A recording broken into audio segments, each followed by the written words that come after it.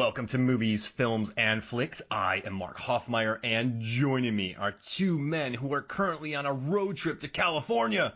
It's John Levingood and Adam Clement. I don't even fit in the back of that little school bus. I'm in the trunk. That's why it's so dark here. Wait, no, you didn't have a trunk in the pickup. It was sort of a old-fashioned model, right? Yeah, and I love that. So if you go back through Movies, Films, and Flicks history, Adam and I did an episode where we talked about Michael's road trip. It was a while ago, wasn't it? It was like two years ago? 3 years ago, maybe? That was like, that might have been, was that in the first 100 episodes? Like late? I think it was. I think it was really early. So that's a deep cut, Farrell. It was like analyzing Michael Myers' cross-country trip or something? Yeah, how many times? So I wrote an article about how many times he stops for gas and...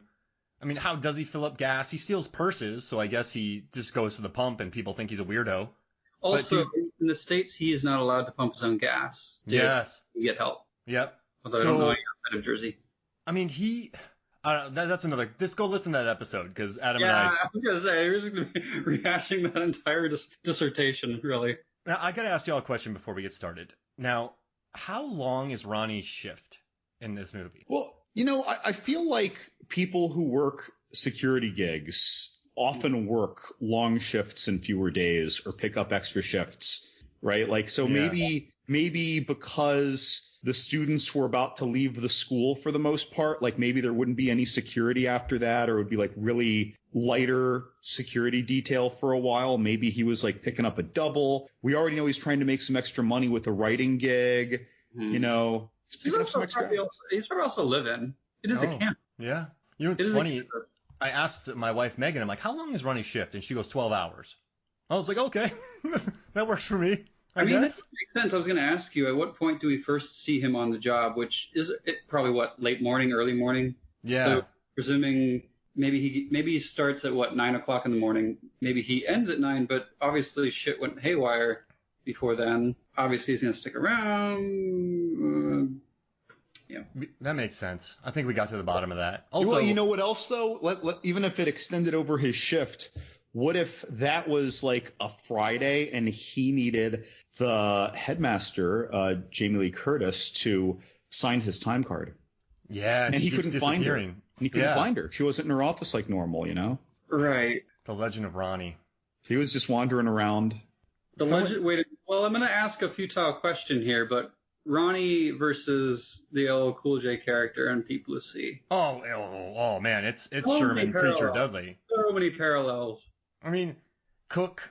I mean, he talks to the bird, and then in this one he's talking to his girlfriend or wife. He's part of.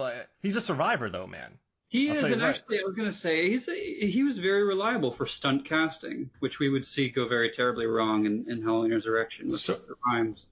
Yeah. So I got a playful comment question from my lab mate at work, and it has to do with that exactly. And he said, H20 came out in 1998, and LL Cool J's character survives. Did he then change his name to escape the fame or fear of surviving an attack of Michael Myers, and then take a job as a cook on a repurposed submarine facility in the middle of the ocean? Oh my gosh. Wait, I don't yell at me. When did Deep Blue Sea come out? How much later? So it was less than a year. So this one came out. So this movie came out in Halloween? 98. Yeah, 98. Yeah. So this came out August 5th, 1998. So that would give him. So Deep Blue Sea was released July 28th. So that would give him a year to apply and get there and become best friends with Scoggins. Something to think about. Wow. Also, I want to see H20 with him 20 years later, where he's been dealing with it. We just might. These movies have been so revisionist with history, but I was going to say, this movie, as much as I love it, and I'm sure we'll get to, I want to say it did kick off the idea of a horror Halloween movie in a summer. This was a late summer release. I mean, I don't think I'm a minority when I say, like, that's very weird. Like, I want a Halloween movie around October, you know? Mm-hmm. Do you think, August is typically the dumping ground? And there were a lot of problems on this set. So right. Well, they had a few bumps, and I'm sure you probably know more than I do about that, but I feel like the dumping ground is traditionally January, February. So for horror, yeah. Later summer isn't maybe ideal, but I don't think it's quite the dumping ground that January, February is. Get kids back to school. They're back in school, right? Get them all together. Fun's over. A hot horror movie comes out. The kids are in school. They'll probably go see it together, talking about it at school. Then they'll go back to school, tell their friends.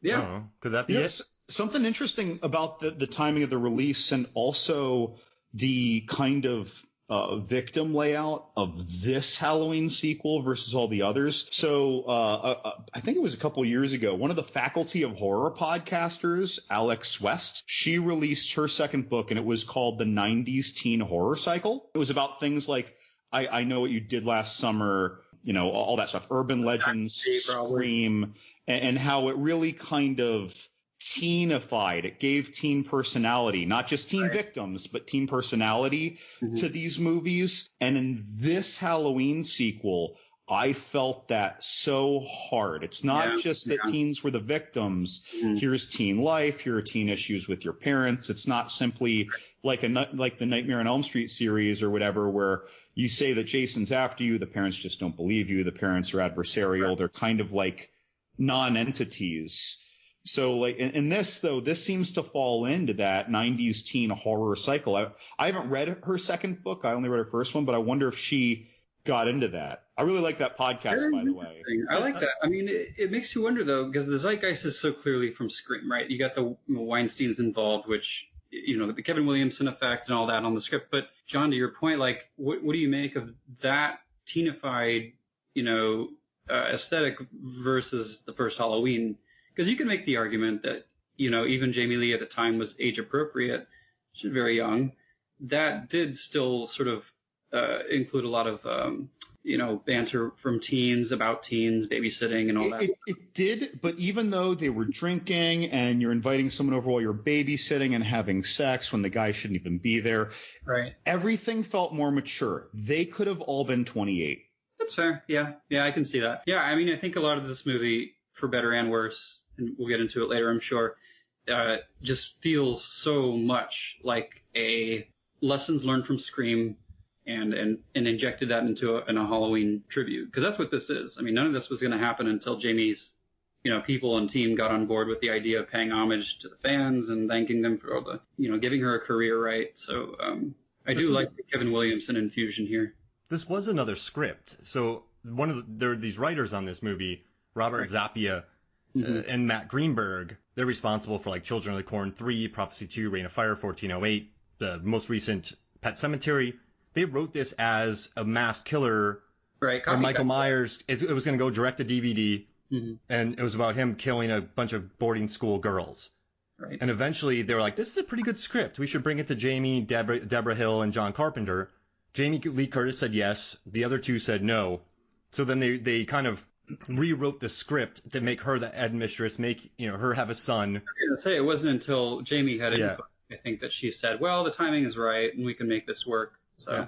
And I love too that the kid, Charlie in this movie, just the really horny kid, the aggressively horny kid. He was the Michael Myers mimic in that. He was supposed to be the killer, and then they changed his character to be the kind of horny best friend in this. But you know what I like about this movie, though, and the more I like it, so it definitely has that teen element. You can't argue against that. But there's also neat scenes where 20 years later, Jamie Lee Curtis Laurie Strode, Carrie Tate, she's at lunch with her boyfriend. While he's in the bathroom, she houses a glass of wine, has a waiter run her out another one, so then it looks like she's still drinking that glass of wine. When she's with her son, she has her nightmare. He's looking at the pills. Nightmares. Like, he knows which pills to grab. At the end, she sends her kids away. And she's the one, a badass Jamie Lee Curtis walking back into this school to battle her brother to the death, which they talked about earlier in the film. She pulls a Ripley to go take out the queen and save Newt. Yeah, I love it. And so I guess this makes me like it more than those kind of teen thrillers, because it does have this. Jamie Lee Curtis is a grown woman in this, and I love her character too. Like, just, and even Josh Hartnett, even the kids that stay, you're like, oh, okay, I get why they stay. They're like, and I know why they're here. I know why she's here. This movie's 80 minutes. without credits. I mean, it's just so and it doesn't feel short. It doesn't feel like they skimped on story either. There's plenty of dimensions. It is basically the Frankenstein story, which Miner, as the director, uses in the classroom scene. You're right. I think when you're talking about like the teen aesthetic, it's stuff like that balances it out. So by the time you do get to the ending, it does feel like maybe not necessarily the creator of the monster, right, but somebody who's responsible for the monster, she feels, goes back to confront him. And it is like, talk about the many different endings of a Halloween movie in the series. Like, is there a more like triumphant and crowd pleasing moment? I don't think there is. I saw this in the theater in '98, and we, John Lazovath, who was on the show, we talk about this movie a lot. This is one of our spirit animals for MFF. Lazovath, his mom took him to this, and he still doesn't understand why. His mom's just like, hey, you want to go see Halloween? He's like, yeah. So it's like one of his best memories watching this, and he was probably 14, 13, some 12. Right. So I saw this when I was 16 in a packed theater, and I'm telling you, it was weird, man. Everyone was cheering, clapping at the end when Michael reach out his hand. Like, I was hoping that Laurie would thumb wrestle him to the end. Like, I was hoping they would keep fighting. And it was such a neat experience. And I messaged John one day very excitedly. I'm like, I love H2O. We got to talk about it. And John's like, hell yeah. Because I've been working on this assignment for Rotten Tomatoes, where I guess I'll release this episode after that episode goes up, where we're comparing Halloween 2018 and H2O. And I watched H2O again, and I wrote down all the best moments. Like, I watched the documentaries about it, and I love it more. And then I talked to you because I've dragged you into so many Halloween conversations, Adam. So, where do y'all think this stands in the pantheon of the Halloween franchise? Because based on all the data, like tomato meter score, audience score, box office, it's number 3. So it goes Halloween 1978, Halloween 2018, and then Halloween H2O 98. I'll say that for the first 7 movies, I think it's the most rewatchable. It is. It's got that element to it for sure. It's very easy to go down. I would place this number 2. Happily. For rewatchability or quality? All over. Everything. Considered, huh? It's funny. I was asked this question just an hour ago. I know I've used up my time on previous pods to explain my rankings, and I'll cut to the chase. The rankings are different now, and I'm not going to go through the whole thing because that would just take forever. But I do agree. This movie has just endured in a lot of ways, and I think partly one of the reasons is, as much as I think the 2018 rendition does a lot good, it's interesting. And I'm not saying anything against the 2018 iteration of Laurie's trauma. It's interesting to see a Laurie Strode dealing with trauma differently, and not just because she's younger, right? She has a different life, but she's endured a lot. She's battered, but she's not all consumed by it. She's clearly still in a different phase of trauma. So to see her sort of be very, again, it is a different level of aggression, right, by the end of the movie. So I don't know.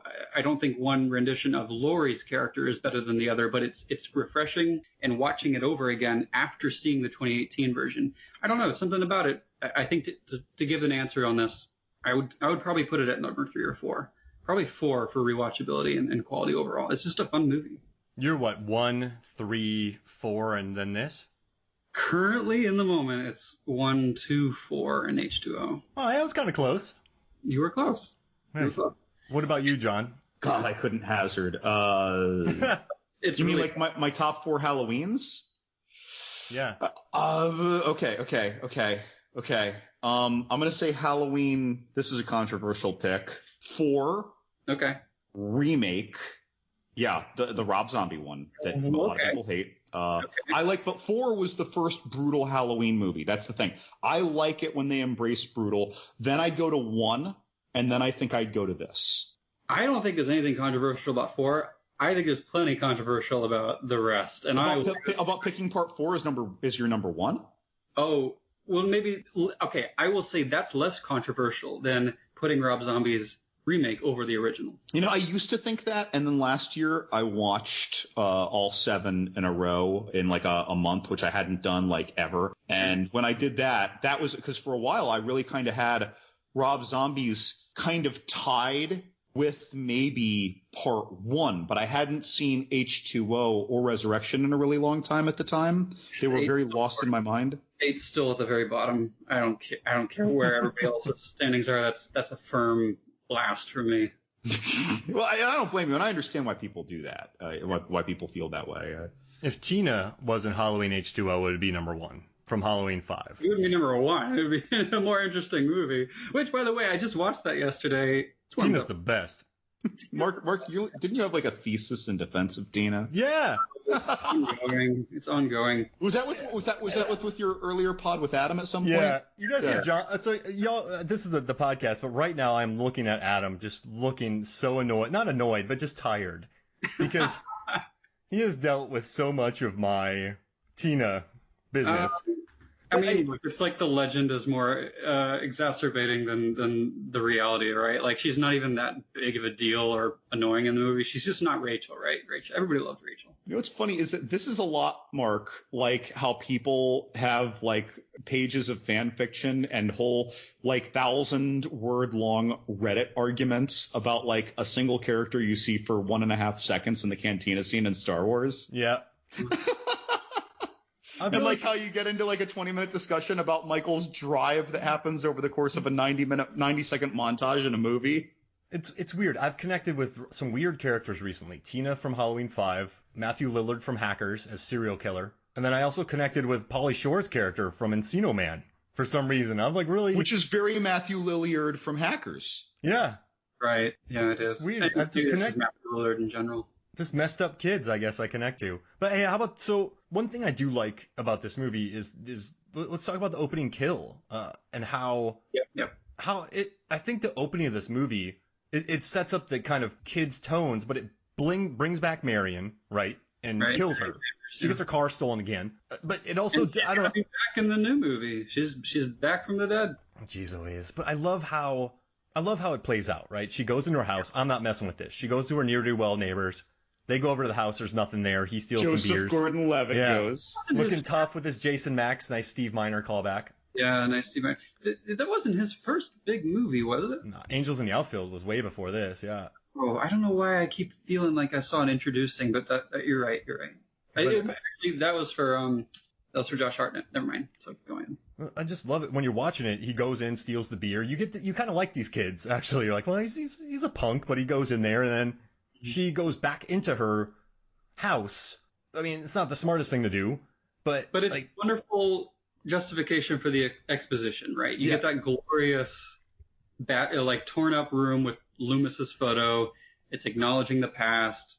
It's saying, "Hey, remember this?" And everybody remembers that. Who hasn't seen the first movie and doesn't remember Dr. Loomis? Mm-hmm. So he's not with us anymore, but just the score starts to creep in. It's wonderful. And it was 50s music, I think. Yeah. You had instead of the more harrowing pumpkin scenes from the earlier movies, this was a more playful stab of pumpkin to start opening it during the bum bum bum bum bum bum bum bum bum bum bum bum bum. So you get this whole lighter vibe, and I think it goes into that teen 90s vibe, because this Michael Myers is not. Well, I realize it's a different timeline, but he's not as mean as the 145 curse timeline. This is a slightly more human. This is a less dire, a less dark. He's still dire and dark, but he's just, I'm turning him down a couple notches. He feels less brutal, I will say that. I agree with you there. I do think he's more cat-like, which I like, and we can go into later, but he does feel more playful in a way, like doing this, picking off somebody else, a lot more of those playful stares, and the way he walks. Mm-hmm. And also he's humanized in that we see his eyes a lot. Do we see them? I know we see them at the. No, we see them in 6 scenes. Ooh. Okay. Yeah. We see his eyes every time you are close enough to see someone's eyes through a mask. You see his eyes. Now there's a story Mark can work on, because as we all are familiar, what were there 5 or 6 masks used for this movie? Mm-hmm. One of them's really obvious in the kitchen scene. It has like the CGI. Like someone used like charcoal to cheekbone him. Oh, it was completely CGI. That mask. Is that what that was? Yeah, all CGI. Yeah. Complete. Oh, I thought they just charcoaled him. Okay. There were a lot of there were a lot of behind the scenes fights on this because they couldn't find the same mask, right? Because the same mask has been so. I mean, like, what would it even look like? If he's been wearing it for 20. How stinky would it be? But yeah, so they couldn't get it, so they made a mask. They shot with it. The Weinsteins didn't like it. Miner just wanted it to be featureless. So he was in favor of that. Really, I think it was a Don Post, really smooth one, and I think most people hate that one, but I think that's what he wanted. Miner did. Yeah, he wanted that, and then there were problems, and they had to go back and reshoot it. You'll see in a lot of films where they like scenes where they add. There's different, like he'll be wrestling with Josh Hartnett, then you cut to him, it's a different mask. Right. Yep. But yeah, so they did a bunch of reshoots for that, and it cost some money too to do that. It's just okay. I've been reading a lot about this movie, guys, and did clearly it did. But watching this movie, the masks have never bothered me. It seems like for some people, it's wrecked their life. Like it's like eating a delicious steak, right? What? Yeah. I think once you notice it, it takes you out of it. Got it. For me, it was just that kitchen scene, or I should say, only one shot of the kitchen scene when he approaches the horny kid who was who was fishing in the garbage disposal. That one like 5 seconds, I'm like, what is going on with that mask? And his throat corkscrewed. It makes me wonder what they used under that CGI composite that they couldn't just bear to sit with. But yeah, I mean, they used the Halloween 6 mask, which I love that one. That's just me. In the scene, Mark, you were referring to with the opening kills when he's coming out of the corner. And then after that, you never see it again, which, whatever. It's just funny because between the masks and the music, this movie, I think we all agree, is really cool. We love it. The masks are completely just all over the place. And the music, especially, aside from that opening bit by John Ottman with, the sweeping orchestral score, and it's recounting the news clips. And it's really cool. I love that theme. His original score for this movie was famously just awkward. I don't know if you've ever had a chance to listen to it, but it doesn't fit. It doesn't fit at all. Yeah, I heard him talking about it. I mean, there was some very uppity music in some of the school, the cut scenes of the school, and they should have been lighter, but it may as well have been a PG-13 rom-com for teens. All of a sudden. The original score was removed. There's a few slices of it. Like I said, the intro, the newspaper clippings has his work, but I don't remember how much of his is left. The rest is Marco Beltrami, who did a lot of the notes for Scream. But yeah, if you have a chance, it's out there in the wild. I think you can find it on YouTube. It is very strange. I have an open mind, but man, I was listening to it. I was like, yeah, I can see why they rejected this. It's interesting that this seemed to be like the lighter of what I'll call like movies 3 to 6 or even 2 to, well, this is 3 to 6 or 2 to 6. Yeah, I would say so. But also I feel like, not counting Carpenter's work in the first 7 movies, so let's throw out part 1 from this comparison. I feel like overall, I'll ignore the score too. This felt a little more proficiently made. I don't know. For some reason, it felt cleaner to me. And of course, Stephen Miner, though, he had a good horror history already. Right. He had done House, which was pretty bonkers, but it worked. He had done Friday the 13th, part 2 and 3. I mean, he's the guy who introduced us to Jason. Mm-hmm. Right. And I think what else? He did Warlock, which was like 88, 89, 90. I love the first Warlock movie. Placid. And that was right after this, right? Yep. Lake Placid. Mm-hmm. Didn't he work with Jamie Lee on Forever Young? Yep. And he was on she that. brought him in for this. Jamie Lee wanted him for this. So that was with Mel Gibson, right? Yeah. Yeah. And Rod Stewart. Did he do that song for that movie? I don't think so. I think that song predates that movie by about a decade. I like the song, but I have to imagine that was before the movie. This is what I'm going to start doing, guys. If I hear a movie's announced, I'm just going to do a theme song with the name of the movie in the title. Sure. And then just try to sell it to them. I heard that's why they made Dream Warriors, just because Dokken did a song called Dream Warriors. They're like, we should make that a movie. No, wait, it's the other way. That's the goal. No, but I guess just even with the behind-the-scenes issues, I have another question for you. Yeah. The latest 2018 Halloween, right? Sure. It brings back another Loomis that is faux Loomis. It kind of does the beat-by-beat thing of attacking babysitters, who I do like. I like the girl and that little kid. They're the highlight of the 2018 film. But a lot of it feels Jurassic World-esque. A lot of it feels The Force Awakens, where it's a reboot where it's getting the friend. The beginning, which kind of makes me feel more sour on Halloween 2018. It's a crappy. I was gonna say a penguin.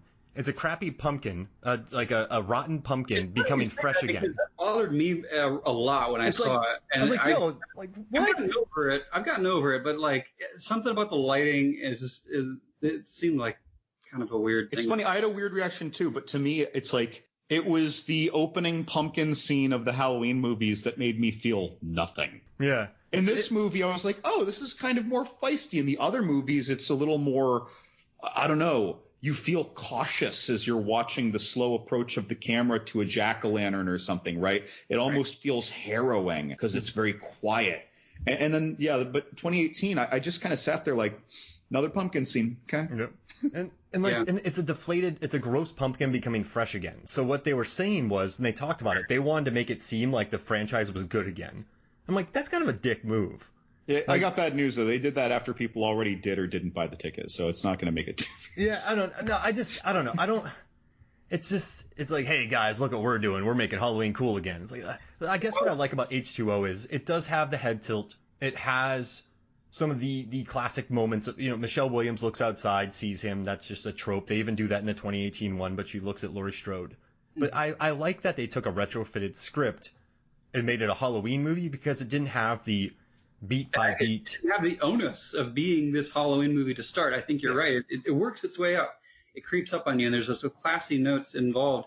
But you're not like beat over the head with saying, hey, you're in a Halloween movie again, right? Like you kind of are with the 2018 version. So I do agree with that. He doesn't escape from jail. He doesn't do this again. It's just him driving across country, and it's 80 minutes long. And this movie's kind of crazy, too. There are kills in it, right?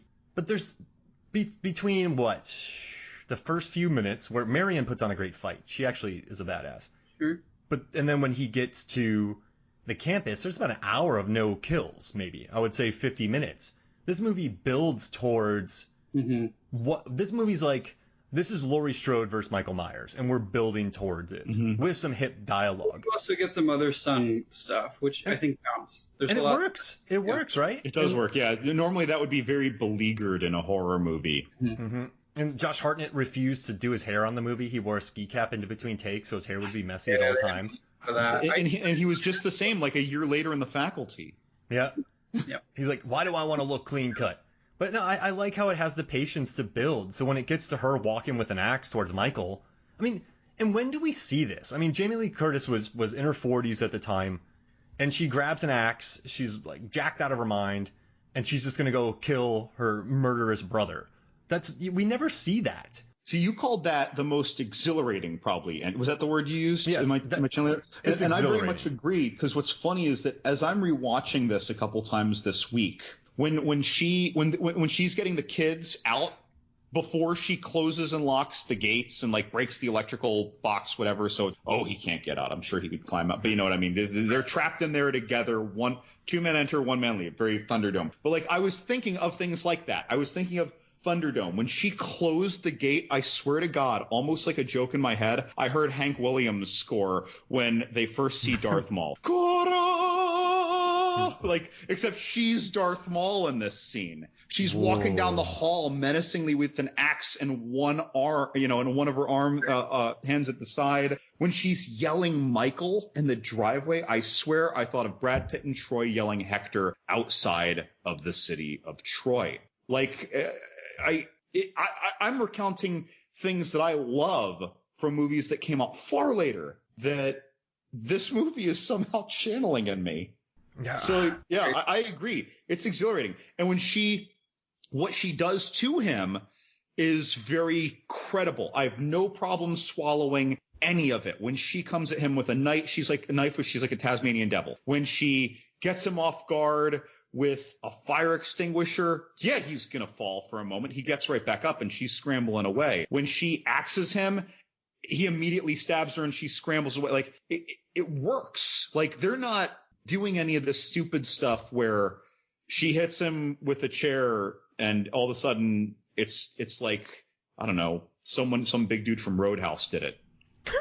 Yeah. You know what I mean? They're not supersizing her strength. They're having her do credibly desperate but effective things. And they're well written. Sorry, Adam. And the same with the nurse at the beginning that you mentioned. Yeah. When she was scrambling, right. she credibly kept him off of her a bit. Mm-hmm. Yeah, it all feels very grounded. I was just going to point out that you're talking about sort of her defensiveness being grounded in reality. And again, I would parallel that to the 2018 iteration where, yeah, it's grounded with, her use and expertise with all those rifles and guns, but it's a different type of aggression, right? She's on the defensive here, and she's using knives and kitchen tools. And what was there, like a flag she impales him with at some point in the and then she tries to like spear throw the other end. And of course, it's totally ineffective. It's like a 2.5 foot long thing, and it obviously doesn't work. But like she's trying, and she's trying some things that don't work. Yeah. Well, I don't know your thoughts on it. I don't really have an opinion, but the nut kick is an amusing scene. Okay, when that happened, though, I felt I was removed for a moment because even Wolfman has nards. I feel like we learned from Monster Squad, so I feel like he should have had a slight moment of pause.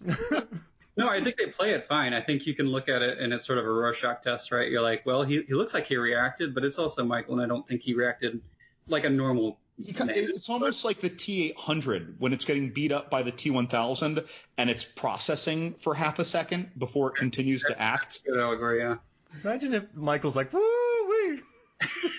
And inside his mask, his mouth just goes wide. His eyes my go big. Balls. Right. And I like his one-arm pull-up. They did that on the spot. The stuntman did it. It's wonderful shot.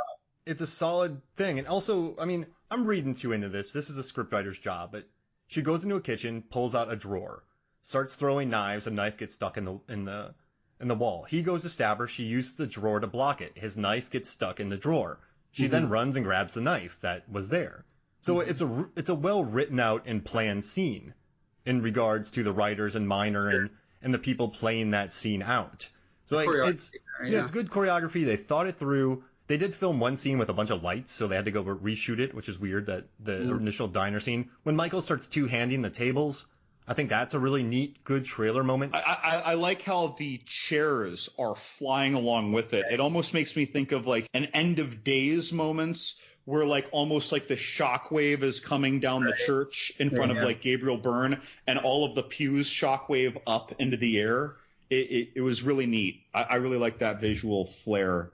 I think that's a good point. There's a few moments that don't involve kills, quote unquote, that are very iconic for this character. And I think a lot of that has to do with Chris Durand, who I guess he says he'd never seen the earlier movies and didn't want that to, influence his sort of characterization. But, whether that's true or not, fine, whatever. But I never saw them? That's why I don't buy it. I don't know if I buy that entirely. But my point is the scene with the chairs and the scene with the head tilts and Mark, to your point, where the one-handed, come down from the pipe. There are so many scenes, again, trailer moments, that I think are just so cool and sneaky that aren't, excessive or brutal, that I think I really like about his characterization of the Shape, because he, and in his interviews, talk about trying to be like a cat, right? Like, you see people, these predators rather, in the wild, they lock onto their prey and they have this sort of hunch over. And he does that a lot in his walking. He doesn't just sort of do the George Wilbur thing where he's very upright and beefy and stoic. He does lean his head toward a little bit, and it looks like nothing else is going on. He's got tunnel vision. He's locked onto you, and he's coming for you. And I like that. I like that a lot, especially after, John, you mentioned the fire extinguisher scene. When he gets up, there's a very deliberate shot that follows him in front, and he's got his head tilted down. That to me is pretty scary. So I do like that sort of infusion of, how he sees cats hunt their prey. Man, I love this movie, y'all. I love it. I love it. All right, so how about this? Let's take a quick break, and then when we come back, we will talk more Halloween H20. We'll be right back. Welcome back to Movies, Films, and Flicks. And I know this isn't really original, but there's an article out from Sci-Fi called This 41 Thoughts We Had While Watching Halloween H20 from Sci-Fi has some gems. And I just want to read them real quick to you guys, because the reason I'm doing this is to prove you right, Adam, from earlier. slightly right, mostly right. Joseph Gordon-Levitt scored the "and" credit in this movie. Oh, that's it. So I wanted to let you know. And then they're like, we never talk about Jamie Lee's obvious swollenness in this movie. Yes, Lionel Hamilton bulked up between Terminator 1 and 2, but Halloween H20 Laurie deserves to be included in that same category. Dem arms. I don't even remember what they look like, and I'm sure they're fine. And then I love it. Ronnie's girlfriend baiting his romance novel over the cell phone as relationship goals, honestly. Josh Hartnett doesn't care if a dude is his uncle, he'll punch him in the face. And then let's see. That's right. I didn't even think of that it's his uncle. Yeah, I love that scene. And then say what you will about this movie, but the scene where Laurie locks eyes with Michaels on the other side of that window is a beautiful moment of confrontation, and I half wish they replicated it in a rebootquel. And then Laurie calling Michael out to come get her while wielding a damn fire axe is a moment I always wish we talk about more. But I like these thoughts. I agree on that point. Two things. You mean when they locked eyes on either side of her house? What a great trailer moment. Oh. It's a great trailer moment, and that's one I neglected to mention. It's funny seeing the first cut footage with the old mask, because that does circulate still in some publicity shots, and it's such a terrible mask. And again, that's a scene where you clearly see his eyes. Yes, yes, and you kind of, there's no really way around it unless they really went out of their way to work the light. Angle of light, yeah. Yeah, but that paid off. I was going to say, you used this term a few times, rebequel? Rebootquel. I've always heard requel. Requel? I guess if you're going to go with what is it again? Rebootquel.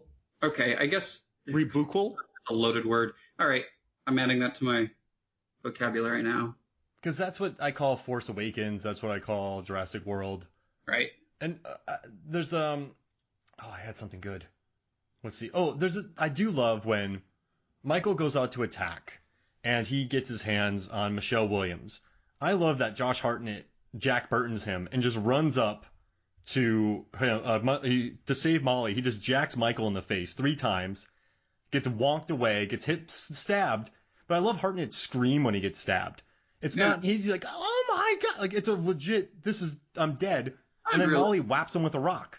Do you think that after this movie, he graduated high school, went to police academy, and then became a sheriff in a small town in northern Alaska? Yeah. And became the kind of guy who would drink vampire blood and challenge a head vampire in a final showdown? That's amazing. Maybe he moved because he knew about his mom. Dude, him, LL Cool J, everyone's going off to bigger and badder monsters. I buy that. Also, he likes blondes, so Melissa George is a badass in that movie. I'm not relegating her. I'm not being that but he gets Melissa George and Michelle Williams. He moves away because he knows Michael Myers is still alive, so he moves to Alaska. We know he's a fighter.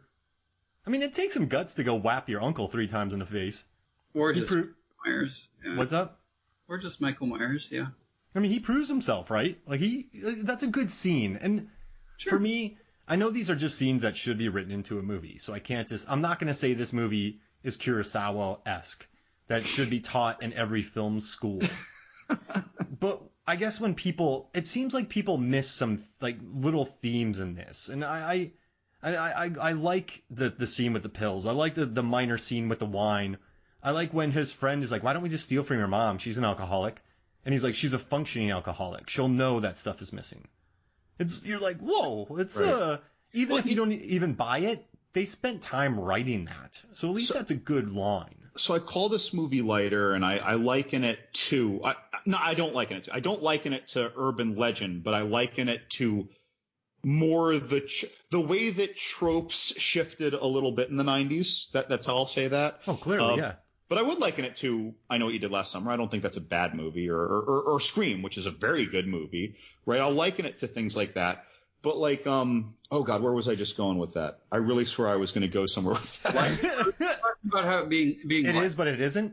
What are you saying? It definitely follows the Kevin Williamson playbook, but it also doesn't. I was going off of what you said, and I totally brain farted. Yeah, I really just brain farted. Guys, let's just take another direction. I do want to say, in the first Scream movie, they're watching Halloween. In this movie, they're watching Scream 2. Yes. With weird scenes. Yeah, with Sarah Michelle Gellar, Cece. Right. Mm-hmm. Okay. So, you're brain farting. What if Laurie Strode watched that? Wait, what? what? Oh, what if Laurie Strode watched Scream and that helped freak her out? Wait, but why would he be watching Wait, okay. Jamie Kennedy is watching Halloween. Yes. Mm-hmm. And then they're watching Scream 2. Mm-hmm. And that movie obviously was... So in their world, Halloween exists. Whose world? The movie.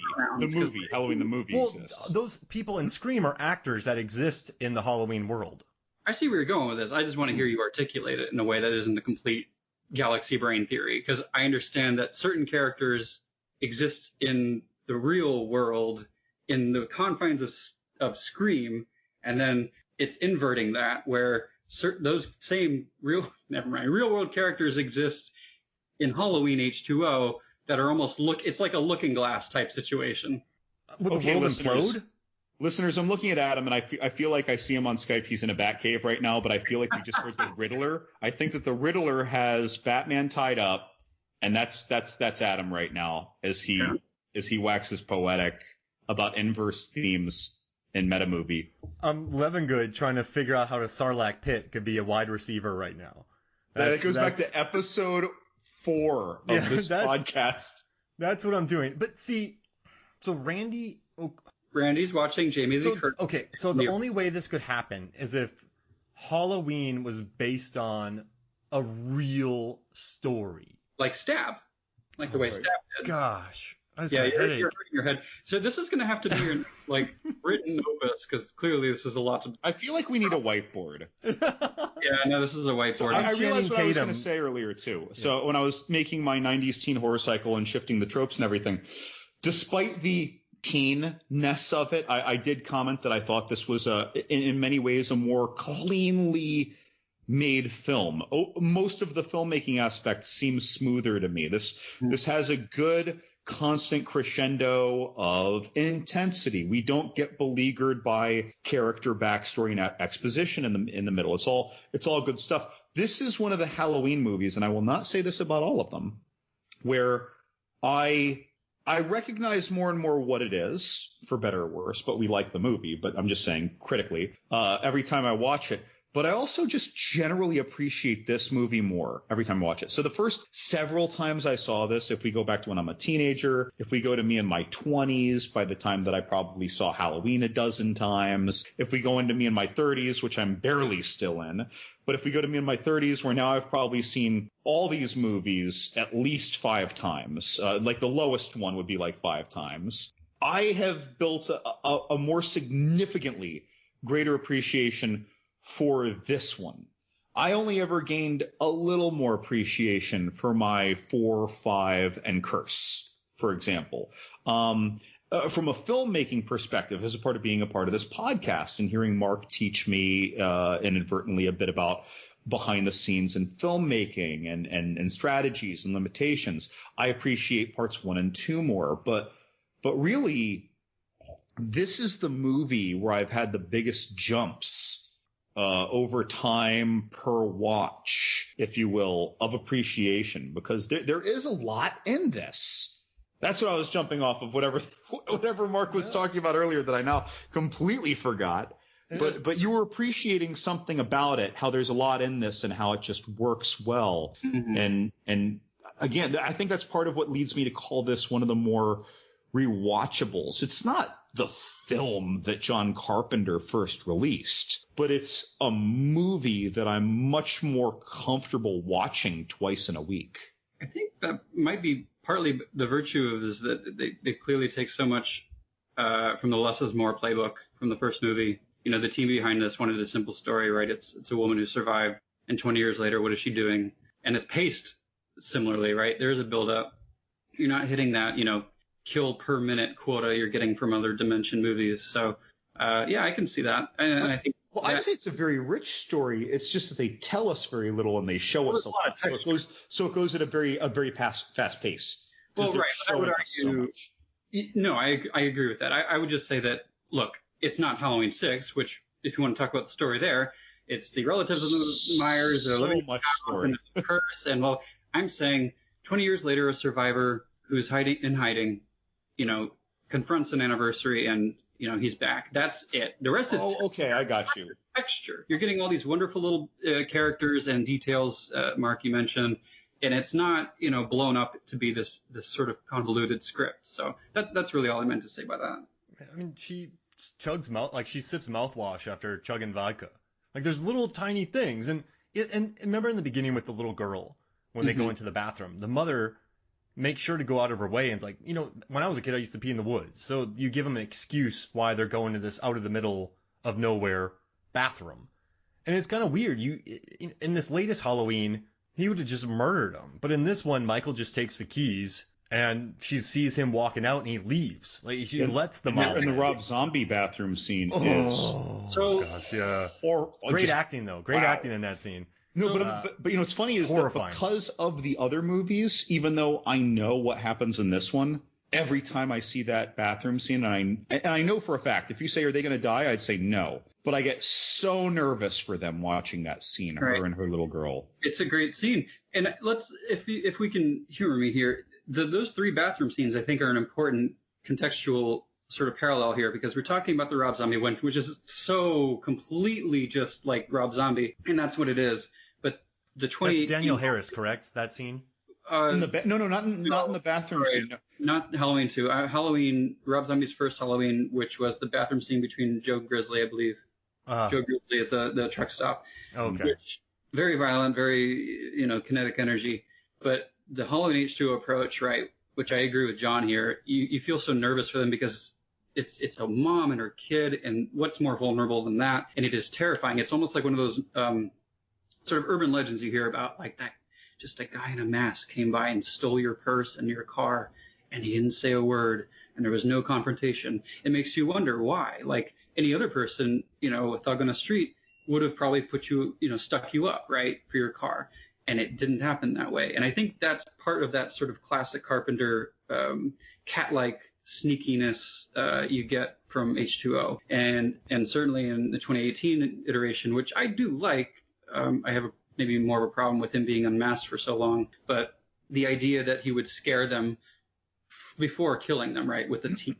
It's a very cool scene, but it's a different kind of Michael, right? Like it's less sneaky and trying to scare somebody maybe, or scare somebody in a different way. But, this Michael of 2018 is saying, yeah, you better be nervous because I just pulled this person's teeth out, and really screws with them in a different way. So I don't know. I think there's a lot of different textural notes to compare between the two. And I didn't notice the third, the Rob Zombie Halloween bathroom scene until you mentioned it, John. But I think if you're talking about tracing three different, I mean, they're all called Halloween. Mm-hmm. They're just very different versions of Michael Myers, especially. I don't know. That's a great point. Well, yeah, I mean, because before this movie anyway, even though we're talking about this movie, before this movie, most of these movies have built their way towards, 6 really crescendos it. But let's not take the 6 druidic story. Right. But we built up eventually towards Michael Myers just being this embodiment of evil. Right. But it was a focused evil, and we see that focus in this movie. Yeah. Like you said, that hunting, maybe that's why it spared, or perhaps did not even acknowledge, if you will, that mother and daughter in the bathroom. It was focused. It had a purpose. It had a prey. It was foraging for something specific. Then you get Rob Zombie. He gave us the beast, and I just mean pure entropy. And then I think the newest movie tried to marry those things. It wanted to cherry pick characteristics of both. I'm not going to say I didn't like Halloween 2018, but I had difficulty finding my tone and my mood because I felt like they couldn't decide on what their Michael Myers was. Instead, they literally Frankenstein and said, I'm taking exactly these pieces and exactly these pieces. I'm forcing them together, and this is how they'd work together, instead of modifying and molding that clay a little more. I don't think they molded it enough. That's a great point, John. And I actually that did not occur to me, that sort of hybridization between a zombie Halloween Michael Myers and a traditional one. But I did notice that after I revisited Rob Zombie's. And you're right, in the 2018, there's just moments of those brutalities that fit in so squarely, or could have fit in so squarely. Right. When he steps on the doctor's head, like that belonged in a zombie movie for sure. Right, yeah, but of course in zombie movies you wander into the berserk, and again entropy is a word that comes into play, or almost a Cthulhu-like madness can take hold, and you lose all tact, but it makes sense to that theme. Yeah, and in these shows, it's just completely different. You're right. He's got that sort of tunnel vision going on where he's locked on, and yeah, he's still playing tricks, but you know, he's not wasting his time with over theatrics. Although I will say, in contrast to that, maybe I'm nullifying my statement just now, the scene where he sort of creates a hanging makeshift jack-o'-lantern of the e-girl. Okay, I was really just about to bring that up on this conversation. So what do you guys think goes through this particular Michael Myers head, which is the timeline of just part one and this movie? Right. What goes through? Wait, two, technically. Yeah, two. No, because she watched him burn. Well, yes, but they never found a body, they said, and also they acknowledged the Loomis. But that's part one. Right, but Mark just said, like, if you're acknowledging the sister connection, that didn't come into play until Halloween 2. Yeah, when Marion says it's a Loomis in the car. But didn't happen in her backstory in this movie. She never went to the hospital. She didn't watch him burn. Well, in the montage in the cold open, they show her the same scene from Halloween 2. She's wearing the gown or whatever. Okay, it just doesn't work in the way that. Yeah, I was gonna say, I think it's fair to acknowledge. Okay, but the 1-2. Yeah. Timeline, if you will, though, what goes on in that? Not the 4, 5, 6 very brutal Mike Myers, or differently brutal, right? What goes through his head? Why does he hang? Now, and don't get me wrong, in part one, he leaves a body on display. He cuts the eye holes out. Right. Someone falls through a doorway. He leaves it there to do that. So there's a little bit of feistiness. But that girl whose leg, oh my God, that leg and the dumbwaiter. I love these brutal leg scenes, but she when she is hung there, and you see that brutal leg break again. When he, in the beginning, Joseph Gordon-Levitt is dead, nurse goes towards the back door. He must have literally been holding that guy because he wasn't leaning on the door. Yeah, I was always confused by that too. He must have literally been holding him or literally just killed him.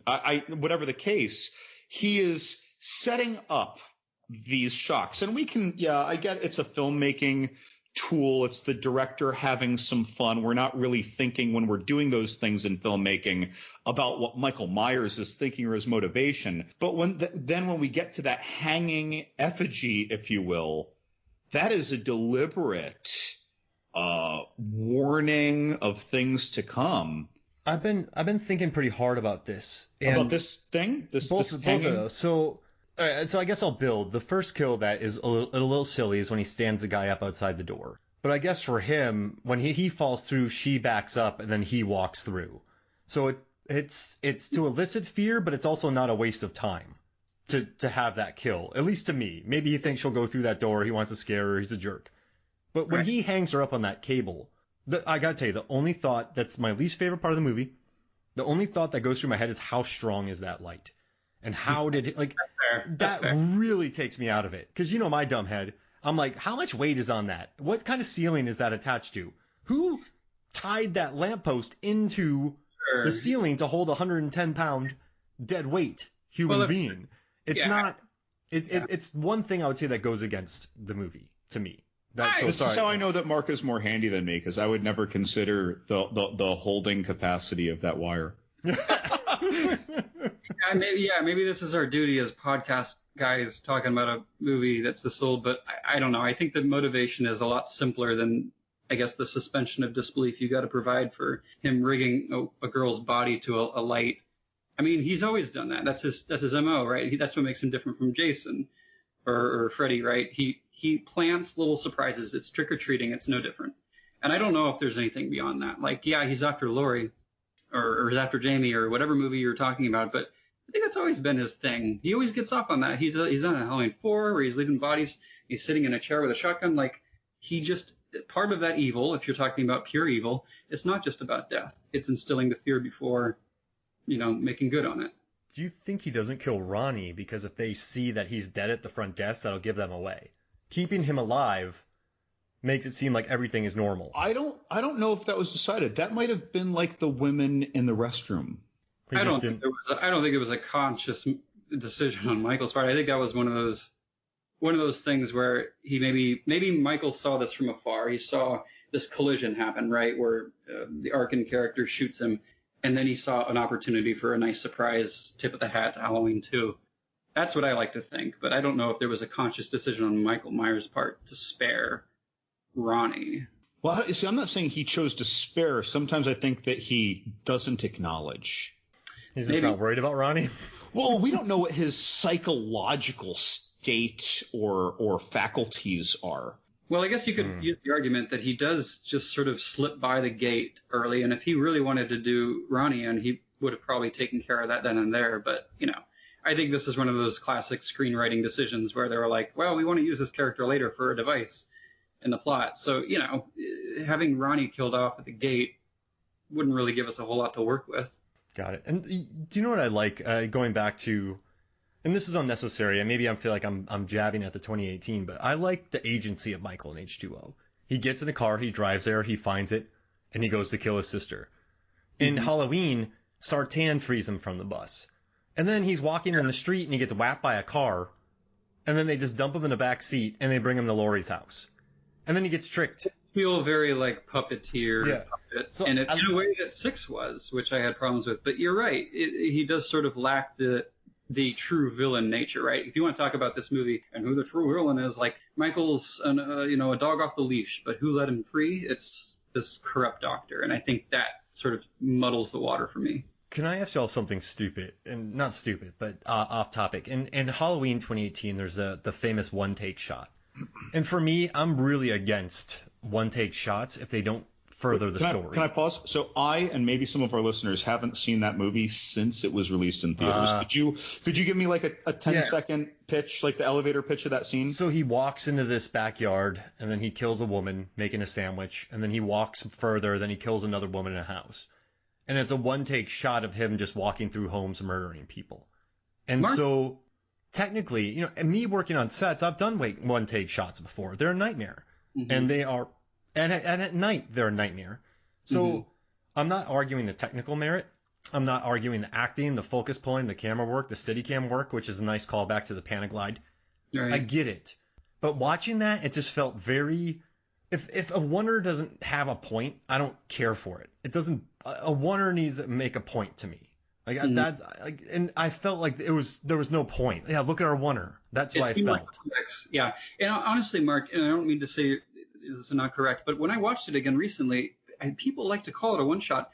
The whole sequence, as it were, isn't actually. It stops after the hammer in the kitchen and cuts, and it continues from there. But people talk about this sequence, as it were, as being one of their favorites because, John, to your point, this is his return to old trick-or-treating mischief, right? Halloween 2-esque kill, right? Yeah, so this is a return to that, and I like that. But I think I agree with you, Mark, the idea that they were sort of trying to ape the first two with this tracking shot. I'll just say that. There it is. Yeah, I think that...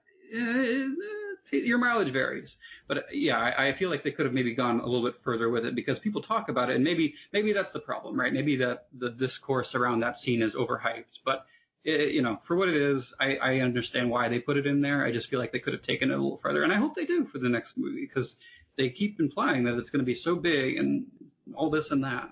I'm really looking forward to this second one because they got the reboot go out of the way, and so hopefully now they can go out there and just go for it.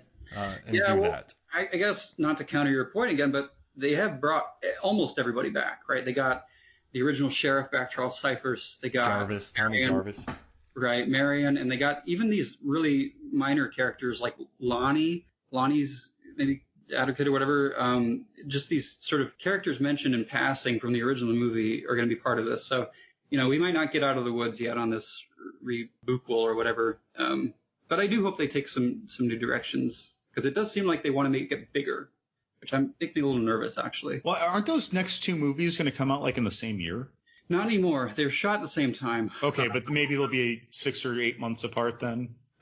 Their plan was a year. I think. So maybe a Halloween and a Halloween. So originally, of course, we were going to get the new one this October and then the last one next October. So I'm sure they're just bumping that by a year. Still a very fast turnaround, though.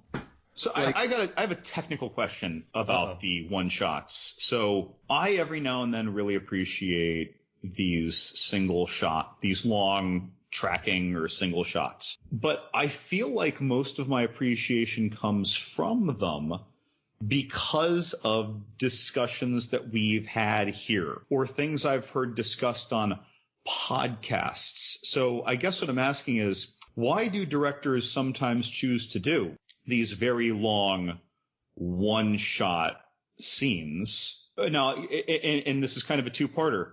Back before the internet, and now that people sit around and talk about how impressive it is, and maybe the vocal minority can inform people of how cool or interesting this is, like, why would directors in 1978 and in 2020 decide to do these shots?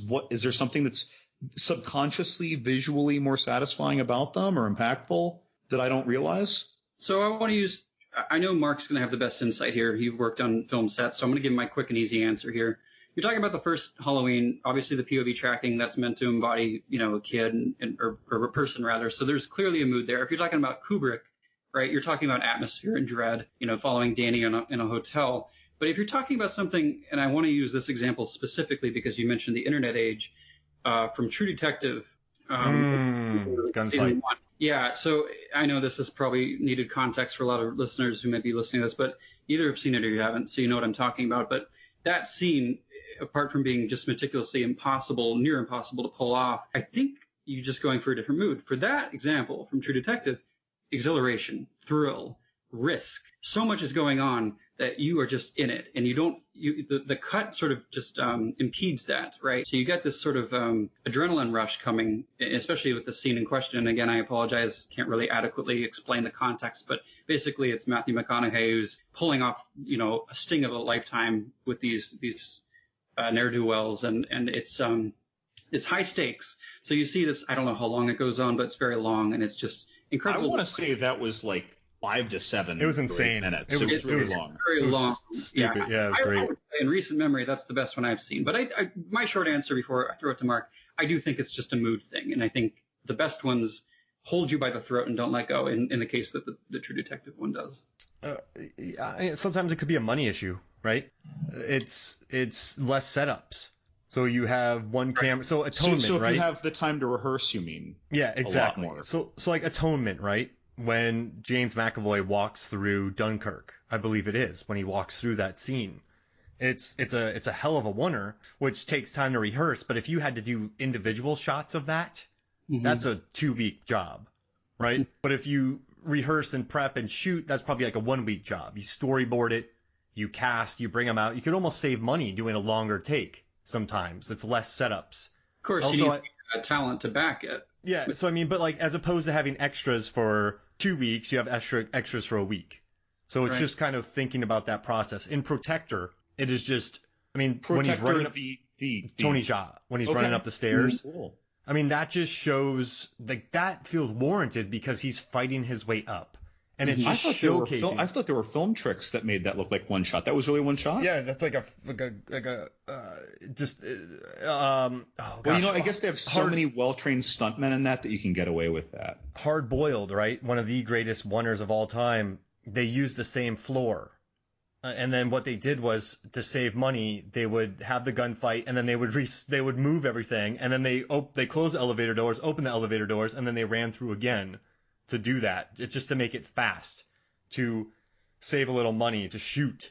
So, yeah, I mean, sometimes it's just to show, like, Alfonso Cuarón in Children of Men. Like, this is amazing. I am filming they're going up staircases. The opening scene that leads to the explosion? Yeah, the car chase and then going up the stairs. I think it's a tactic and Joe Wright has done it a lot with Hannah and Atonement. The war movie that just came out last year that was basically all Midway? Oh, yeah, 1918. That had a ton of different cuts. Yeah, that was probably the biggest flex. And I would say a lot of studios tried to do it for that reason. Yeah, it's kind of a gimmick. And hey, look at our oneer. The Chris Hemsworth movie did it in Extraction. And there's articles about how they did the oneer. So people love Daredevil, the Daredevil oneers that were always talked about. The hallway fight in season 1, yeah. They get press. And a lot of that time, they had no time to rehearse, man. Like the biggest rehearses were with the camera. And so they had a day to shoot those, rehearse. How to move it around the people in the set, you mean? And yeah, it's just they didn't have much time. And there's a lot of coverage, man. Some of these fights that you watch, you're on set sometimes watching these fights and you're like, this sucks. This is 70s. Like, watch some of these fight scenes. There's so many cuts. That means that they have to shoot so many things. I was on a set. I'm not gonna say one, but a huge fight that takes place. There was like 4 different crews getting various elements of one fight scene. Mm-hmm. And it's just like, you get this oneer, you get 50 extras, you play it out for a week, you rehearse, you storyboard, you get some good ADs, you get some good camera, you practice it, and then you shoot it. It's, I don't know, but it only works for me when it furthers the story. So Protector, for me, when Tony Jaa's fighting his way up, that makes sense to me. And because he's fighting, I don't know. I don't know. I'm not a fan of oneers. I'm not. You're cool, not a fan of oneers. No, I mean they're cool. You're a fan of unnecessary ones, I think you're trying to say. And I guess I don't like a lot of meat. You know me, John. We've talked about this for a while. Like, I love Edgar Wright's films because he storyboards them and plans them meticulously, and there's a lot of quick cuts. I like H2O because there's no meat on its body. It's just an 80-minute movie. Wes Anderson, he does a lot of dolly shots. So they're longer, but they're as far as the dolly track can go. They're not ultimate oneers. It's just, I don't know. It's just not. I don't like showy-offy things. So maybe that's why I like H2O, because it just doesn't feel like a showy-offy movie to me. And that was a long digression, but I don't know. What do you think about oneers, John? Me? Yeah. I feel like I enjoy them more when I already know about them from the internet. Yeah, that's funny. That's the thing. It's like, then I see it, because if you're watching the hallway scene in Daredevil, you don't know it's going to be a oneer.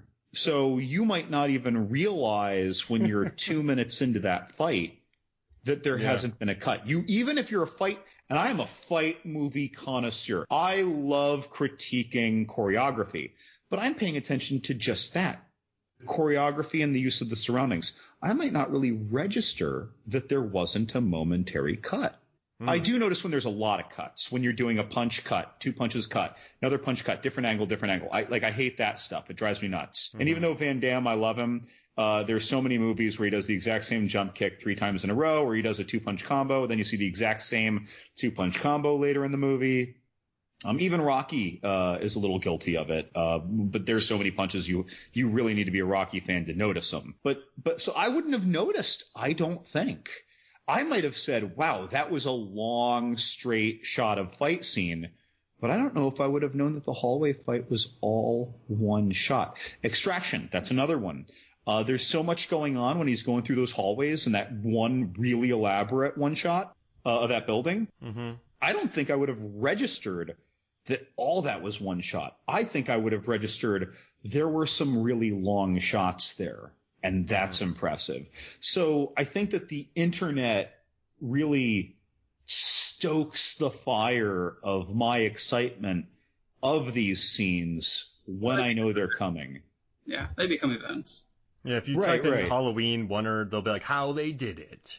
So, I mean, I guess it's good press, right? And even if I don't realize it until the end of the scene, but then I'm like, oh my God, that was it. That was all one scene. Oh my, then it hits me.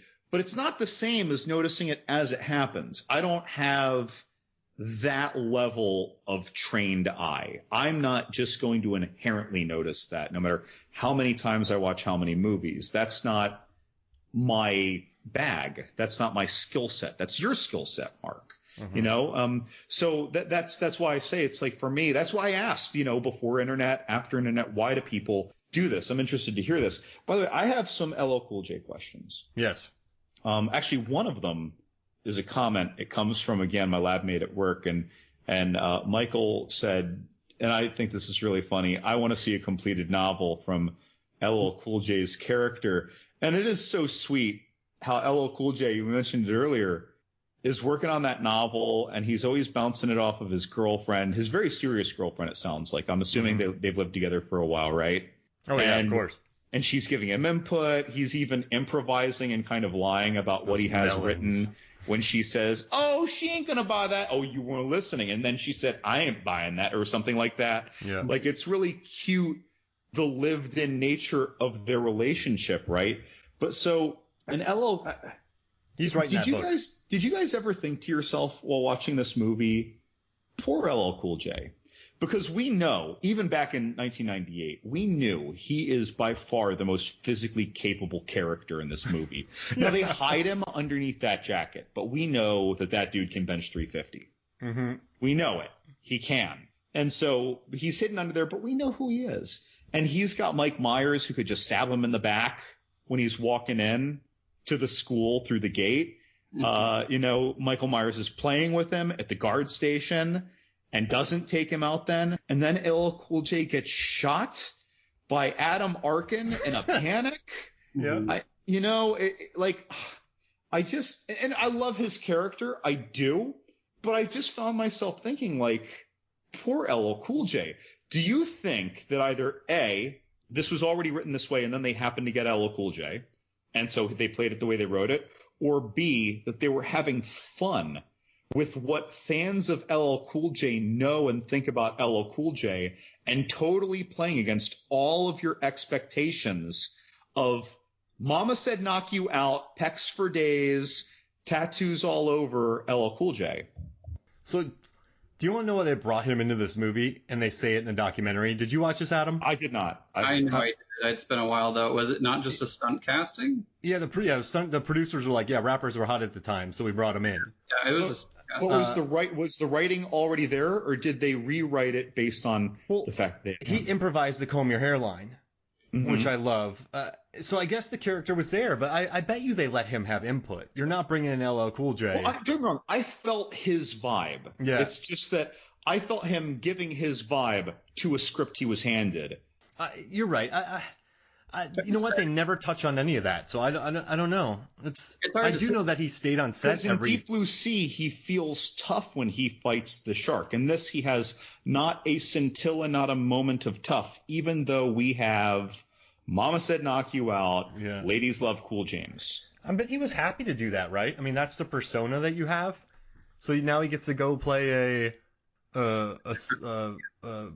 erotic book writer who talks to his girlfriend. I don't want to say it's against type, but I do appreciate that. I mean, how we've seen what happens when a stunt casting goes with the perception, right? Which was the Busta Rhymes character. Doing a jump spin kick? Yeah, like they're obsessed with kung fu and they're very macho and they're cussing a lot. And it's like, well, okay, but what's new and exciting here? And maybe it wasn't new and exciting, but I did like his character. I thought it was nuanced in a way that maybe a typical, person of color who, played that role would have taken a different way. I don't know. So just him and Josh Hartnett too. He's a big softie, and she's like, "Eyes up, Ronnie." He's always letting people out. Right. He's just a nice guy. In that scene alone, she's commanding that she's the boss. So I don't think you really wanted or needed. That would have been a weird chemistry, right? To have this sort of alpha, Laurie Strode competing screen-wise with this alpha. Sure. LL Cool J. Getting grazed with a bullet. And then we get a great psycho gag in there. And then we get the Janet Leigh with the bathroom showers are clogged in her old car. I love that. I know it was fan service to the max, but I think that was a lovely scene.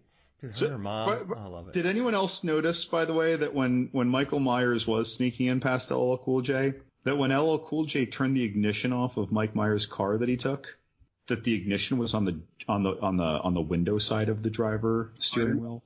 Huh. I mean, could we chalk that up to that being just an old car? Or?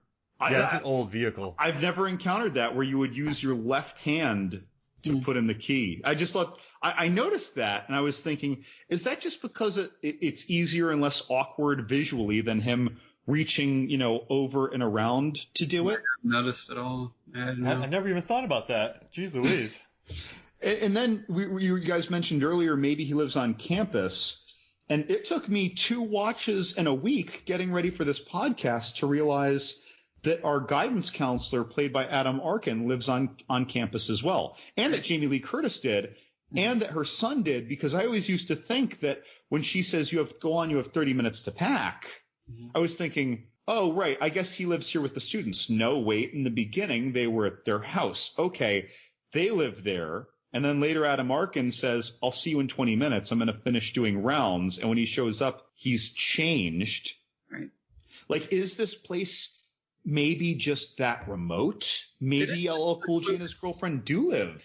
Oh, like there. No, it's a larger campus maybe, but it's a secluded, school for all intents and purposes. Yeah. So I'm sure everybody, maybe, I don't know about LL Cool J's character, maybe he didn't, but yeah, you had a lot of live-in faculty on that campus. And on the tune of a big campus, we had, and I thought this was an interesting thing. We have 2 shots, and they're very definitive, informative shots of the buses leaving the school. You see the gate open, the buses start to leave, the camera follows. After the last bus goes, there are only 3 buses.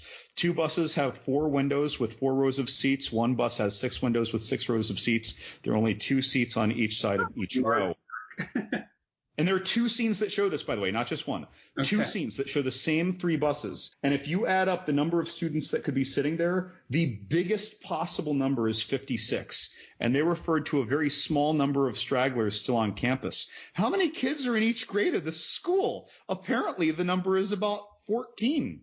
I mean, it's like a private prep school, so it's going to be limited. Well, if it's a prep school, they could all be 17, right? And then you have like 56 17-year-old seniors or prep school students, and I guess that were. But if it's a high school, because that's kind of what I thought it was. Oh, certainly not a public. By no means a public. Whatever it is, it looks fancy. Yeah. But if there were 50, if every single seat in those buses were filled, there were 56 students in those buses, and to our knowledge, there's 4 plus maybe a couple other students, right? And actually, 2 of those students were supposed to be on those buses that should have been filled.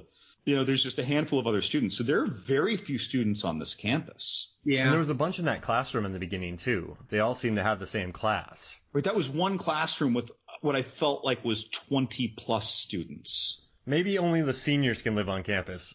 So that was an interesting thing. And then, of course, I had my moment that I waved my hand at, and it doesn't bother me, but did they really not do roll call before they left for like a week with the students to go camping? They Home Aloned it.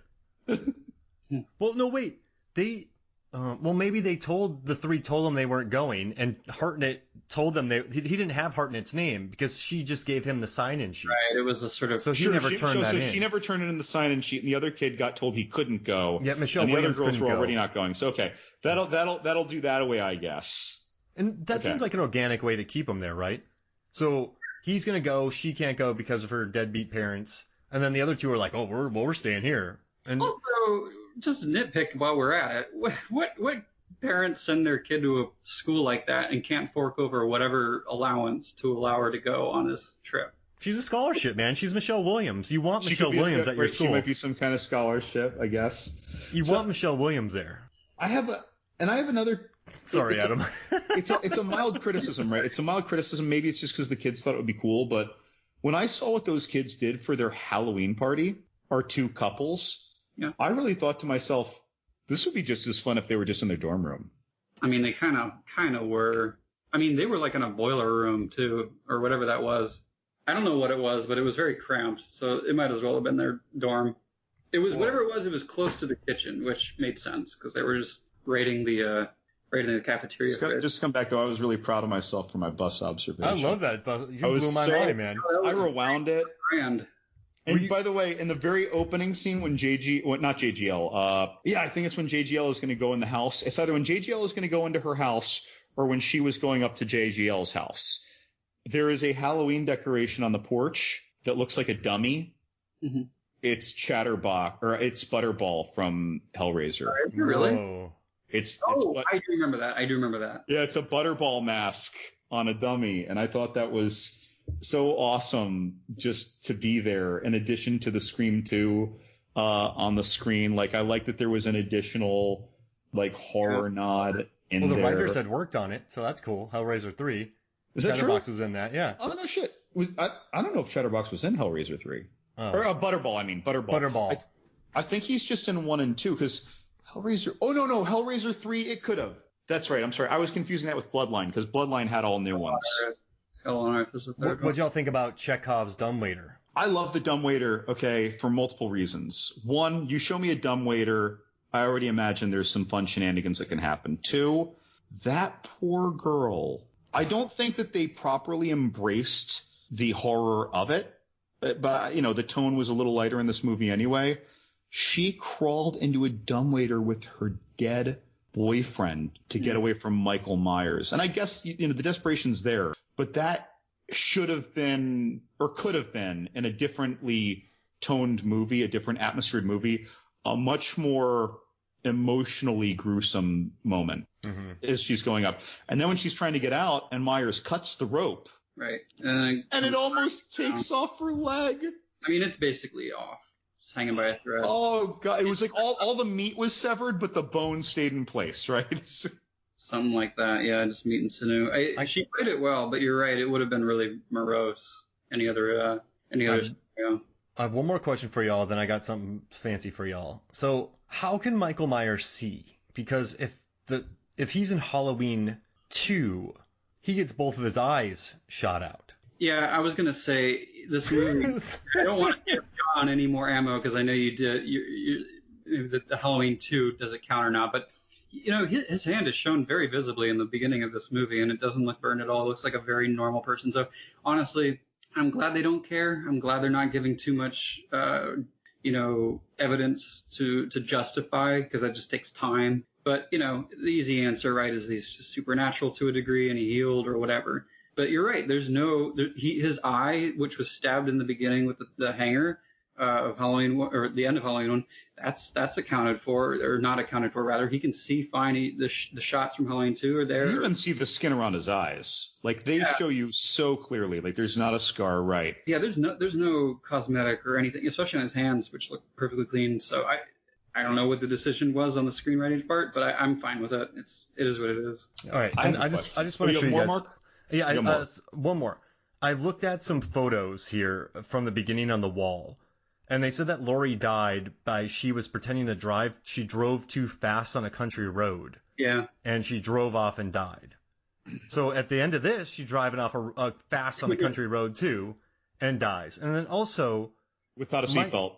Michael has been in Nebraska. So according to Loomis's wall, he's been in Iowa 4 times, Nebraska 3 times. Yeah. He's been in Illinois and a bunch of spots in Illinois. He's been in Iowa, and then he was also been in California before. He spent 1, 2, 3, 4, 5, 6, 10 different spots in California. Did you like freeze frame and like study? I know that too. Yeah. Long enough. Yeah. So he's been in California 10 times apparently, and 2 wounded outside Magic Mountain. So youth killed, 2 wounded. That's interesting. That's so wild. I mean, I like the textural context, but at the same time, I don't know if it's meant to be anything more than, yeah, he's still out there and being active. And he's looking for stuff, right? To maybe. Maybe not. I mean, it goes back to the original movie, right? Where maybe he didn't care so much about a sister to kill, right? He was just out trick or treating. So what do y'all think? Like, do you? I don't know. I just love those walls. I freeze framed every aspect of it, and I also I don't know. I had to look at those. So I got something fun for us real quick before we get out of here. I want to do a horror movie draft where you, Adam, and John pick horror movies that have water scenes in them. Water scenes. Because we're talking about Halloween H20. Oh dear. Okay. So you're gonna pick horror movies that feature scenes that like famous water scenes. So it could be anything. Nightmare on Elm Street with the claw. It could be The Descent. Don't say anymore. Oh, my bad. No, don't you give it away. All right. Horror movies that feature moments involving lots of water. So John, you go first. Okay, It Follows, full scene. Hey, I want to do a final fight about that. All right, Adam. On that, I'm gonna parallel it appropriately with Let the Right One In. Okay. So bloody. Did we say they had to be horror? Yep, horror. Okay, all right. So back to school. So I can't do the trash compactor for Star Wars. Gotcha. This is from Empire. The Descent. Yeah. The Descent, emerging from the water like Rambo or in Platoon. I love it. In The Descent. Great blood moment. It's a liquid. It counts. It was water. It just was also awful and urine and. But there was water in there. Condensation was dripping down, getting there. You're getting a staph infection. Yeah. It's hackneyed, but I gotta say Jaws. Oh, I'm gonna give you Jaws 2. You're giving him Jaws 2 specifically? No, Jaws. You get Jaws. I'm joking. Give me Jaws 4. All right, so we got It Follows, The Descent, Let the Right One In, Jaws. Okay. I'm trying to. Ooh, Mark is gonna like this one more than he realizes. I want Drag Me to Hell when she falls in the rain into the gypsy's grave. Yeah, that was beautiful scene. That's a really good one. Comic, I love that scene. classic slapstick comedy there too. Oh yeah. When the gypsy embalming fluid vomits out onto her face and just. Right. I got you, you old bitch. I got you. I guess I'll parallel that one too, because you're just inspiring my choice now. But Poltergeist, same thing. Graveyard. The pool scene. Oh, beautiful. I really had that locked in my head too. I didn't want to pick that early because I thought it was a safe pick.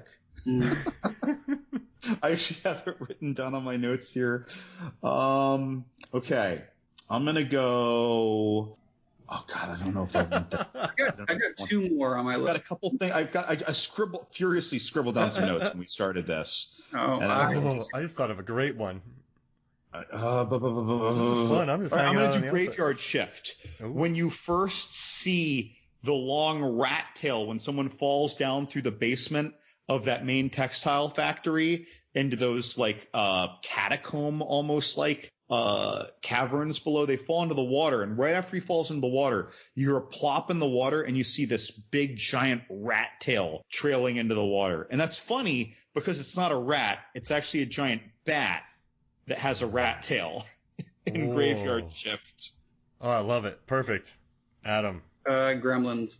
Yep. Ooh, I was thinking Gremlins too because of the cannonball. I'm so upset I didn't think of that. Cannonballs into that thing. I got a Gremlins episode releasing with Norbert soon. I'm a little upset. I'm disappointed now. All right, fifth one.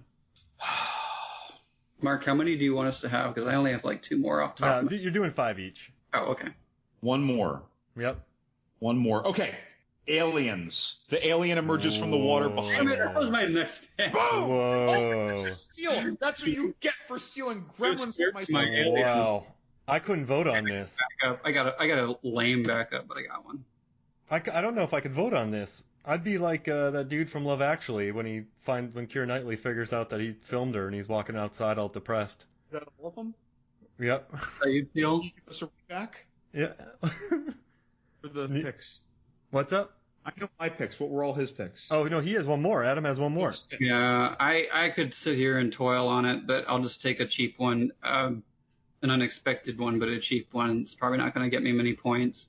Halloween 5, the opening sequence when Myers comes down the sort of mine shaft into the river, because it's just so funny and awkward just watching this guy in like a jumpsuit. I kind of agree. That is exactly what that was. Yeah. It was a very awkwardly shot. He gets saved by a hermit. Saved by a hermit with famously cut footage that originally involved witches. Just very odd. All right, so guys, what are your final thoughts about H2O? Adam, I'll let you go first. Oh goodness. I think I want to say this because it's after the 2018 rendition. I think it's astonishing that Jamie Lee Curtis and the team or her alone would be okay or nominate to wipe the slate clean of all the former entries, which, obviously there's a lot of reasons for marketing, but because this movie is such a standout and because she so decidedly wanted to honor the franchise and the fans for giving her job, essentially, it's interesting and it's wild to me. And I don't know of any other example in Hollywood before this, at least, that's happened where a franchise has so willingly swept something like this under the rug in favor of a redo, which I guess I'm coining that now, given how celebratory it is for the first movie. I think both have their own merits, but, I think we've certainly all gone over reasons why we maybe like this one in other ways over the 2018 version. So in my mind, these are wonderful little quirky parallels of the Laurie Strode character of, what could have been in one timeline versus, what could have been in another. So, with that, I just think for the time especially is exactly what this franchise needed. And maybe that was a little too much Scream and maybe a little too much Kevin Williamson. But, for my money, after Halloween 6, this was exactly the adrenaline shot that the franchise needed. So I do like it for that. And I do agree with John that it holds up and it warms upon each viewing. That's very eloquent. Thank you. Loving good? Well, yeah, I agree with the Kevin Williamson that's injected into it. I don't know if it's too much. I think they were just exhibiting some plasticity with the times, but it worked better. To its credit, I don't think that's a bad thing. It worked better than it deserved, though. When I rewatch Urban Legend, I can only rewatch Urban Legend because I was like 18 when it came out. I still like I Know What You Did Last Summer, which is way better than Urban Legend. But still, if I didn't first see I Know What You Did Last Summer when I was 16, I probably wouldn't have any patience for it. That Sarah Michelle Gellar death is pretty gnarly. But the movie overall and its delivery, and I probably wouldn't be so patient. It's not a bad movie, but I probably wouldn't be patient with it. Whereas this and Scream, not that I'm going to quite put this at a Scream level, but this and Scream, they do work for me still much better, and I think they do work for people who didn't grow up with them. A Scream much more than this probably. If someone's 25 today and watched each of them, I think Scream is going to stick better. Mm-hmm. But this is going to stick a lot better, I think, than your I Know What You Did Last Summer, than your Urban Legend, which was kind of a crass cash grab that ended up with a lot of people who turned out to be good actors later, but they didn't know that then. And again, I do keep finding more and more that I like, and things that I used to criticize, I then came to forgive, and then later realized there's nothing to forgive here. This is just different. It's a different flavor of a Halloween movie, and it's nice to have that. Nightmare on Elm Street 1 and 2, well, different flavors but similar tones. 3 and 4, and then 5 in a bastardized way, another tone. Then between 5 and 6, we went full tilt. But then when we got to Wes Craven's New Nightmare, we had a very refreshed flavor. They keep trying things, and sometimes they work and sometimes it doesn't. We have to credit people for trying. And this was one of the tries that I think stuck when they threw it against the wall. I really appreciate this movie, and I think it has a lot to offer. And the more I watch it, the only criticisms that I have are little cute nitpicks when I say I think the key ignition was on the wrong side of the car, which probably just made filming more simple. I really like this. I think it was shocking that it took so long for the next sequel to happen, because in my opinion, it was incredibly obvious that it wasn't Mike Myers in the last scene when he tried to take off his mask in shock when he regained consciousness. Oh, you are opening up a can with that. Yeah. Mustafa would not allow that, and they had to fight for it. Yeah, we didn't even touch on that. But yeah, but to me, like, I had to look and see when it came out. Mm-hmm. I just assumed it was the very next year. And it was so a year later. I was shocked. And it was, 3? Mm-hmm. Yeah. So, like, to me, no, and I won't say it was obvious when I saw it way back when, but now when I watch it, it's just like, oh, shit, that's obvious. This isn't just saying in the next movie, oh, no, this happened. We were just saying that this happened in the previous movie, like, oh, no, he lived and he did this. When I see that now, I'm like, okay. Now, granted, if he had duct tape over his mouth, he'd still be able to make some kind of noise, probably. He'd be doing something differently. I think he could have taken the mask off, but whatever. Was it duct taped or stapled to him? Whatever silly thing there was.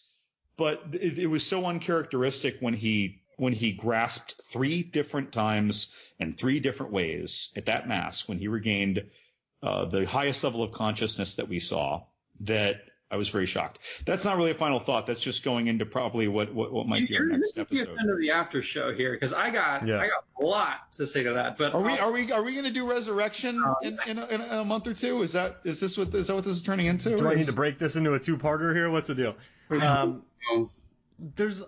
I ignore that, guys. I really do. I know what's happened, but I'm like, nah, that's Michael. I look at this. I don't look at him. And also, all right, so this is interesting. When you listen to the commentary, Jamie Lee Curtis talks about in this film, she talks about how much she loves it. And she makes a joke saying the movie kicks in at the 1-hour mark. But during the commentary, she's nothing but positivity. Years later, she's like, yeah, I did the movie as a cash grab, which seems disingenuous because it's not a bad movie. I don't think I buy that either. I think she. All right, so get this, right? You have Halloween 1 and 2, whatever. Then Halloween H20. Let's pretend Halloween Resurrection never exists. So in Halloween H20, she's trying to build a new life, have a boyfriend, raise a kid, be a normal human. And then after 98, when he attacks again, you learn that it's another person. That's when she could go into a bunker. That's when she could, you know what I mean? That's when she could start protecting herself, learn how to shoot, like become a recluse. So I think you could have tied that into it. But I don't know. I hold great nostalgia for this movie. I still think it holds up. I love the little touches. And I'm just glad you guys joined me to chat about a lot of different things in the movie. We probably got going on a little bit about Wonders, but it's, I don't know, man. I dig this flick, even with the weird ending. And you're going to get me started on that because there's so much behind the scenes stuff. Yeah. Tell me your thoughts. Give me your thoughts in 1 minute. I mean, I hate to pick sides, but the fact is, I think you're right, Mark. Like this was shot and filmed according to Jamie Lee Curtis and the creative team to be it. So when and I think this is a classic Rorschach example where you're seeing him clutch his mask and act aloof. A lot, the same people who would say that's clearly not him in Halloween 8 would be different people than who said this is Michael Myers. He's clever. He knows how to, guilt you. He knows how to psych you out, and he's playing dumb. And I think that was the initial, I want to presuppose this, that was the initial intent with that scene. He knows he's trapped. He's literally pinned. What can he do? So, of course, he's going to, appeal to her instincts, reach out his hand for one last, attempt to save his own career. But, yeah, I mean, when you watch him clutch his mask, it looks like something he would never do for obvious reasons. I would argue that he's just playing. But yes, when they decided to do another movie, and this is why Jamie Lee Curtis killed herself off in the opening sequence of 8, they needed an out, and they always bake that into the deal, right? Miramax, Dimension, what have you. They always say, well, we got to leave it some semblance of justification that it could continue. So they shot footage for, a would-be escape, but I don't think the intent was to ever make good on it. At least that's what the archives would have me believe. But that's the beauty of the ending, right? You watch it and people come away thinking, oh, she done goofed. She clearly killed the wrong man. But I do want to believe, and I like to believe that was Michael, trying to appeal to her and save his own hide. She lops his head off. They should have thumb wrestled.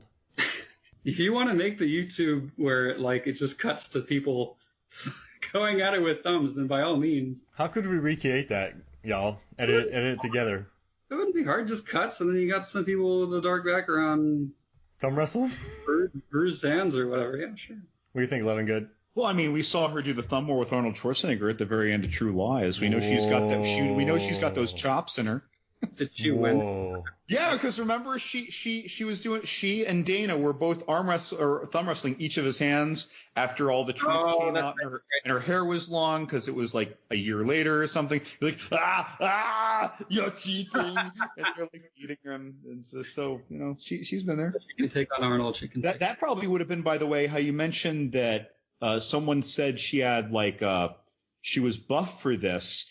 I'd say she was way less buff than she was for True Lies, but in True Lies, she was in the best shape of her life. And that was just, 4 or 6 years is not a short period of time, but she got in some outstanding shape for that movie because of her striptease scene. And, maybe she just kept some of her workout habits. She got a little older and, she kept a little bit of her Michelle Obama guns.